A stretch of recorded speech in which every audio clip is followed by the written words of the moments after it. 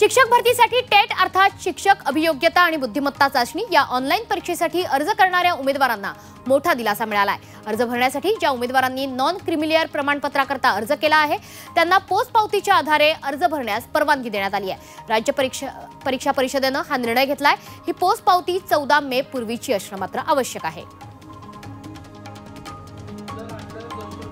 पिंपरी चिंचवडवर पाणी टंचाईचं सावट निर्माण झालंय। शहराला पाणी पुरवठा करणाऱ्या मावळातील पवना धरणामध्ये केवळ 29.93% पाणीसाठा उपलब्ध आहे। जूनपर्यंत पुरेल एवढाच हा पाणीसाठा आहे। जर पावसानं ओढ दिली तर शहरात तीव्र पाणी टंचाई निर्माण होऊ शकते।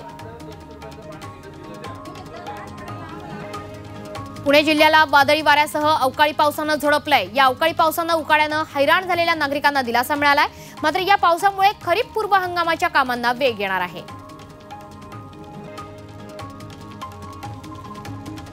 मंचरमध्ये वाढत्या तापमानाचा पोल्ट्री व्यावसायिकांना फटका बसतोय। वाढत्या तापमानामुळे कोंबड्यांचा मृत्यू आणि अंड्यांचे दर घसरल्यामुळे पोल्ट्री व्यावसायिक संकटात सापडलाय। उष्माघातातून कोंबड्यांचं संरक्षण करण्यासाठी पोल्ट्री व्यावसायिकांना कोंबड्यांना पाण्याचा फवारा मारून थंडावा देण्याची वेळ आली आहे। पुणे रेल्वे स्थानकावरून एक समर स्पेशल ट्रेन धावते आहे। बंगळुरू ते गोरखपूर या दरम्यान ही विशेष ट्रेन धावणार आहे। ही उन्हाळी विशेष गाडी पश्चिम महाराष्ट्र आणि उत्तर महाराष्ट्रातून धावते आहे। विशेष म्हणजे काही महत्त्वाच्या स्थानकांवर थांबा देखील देण्यात आला आहे।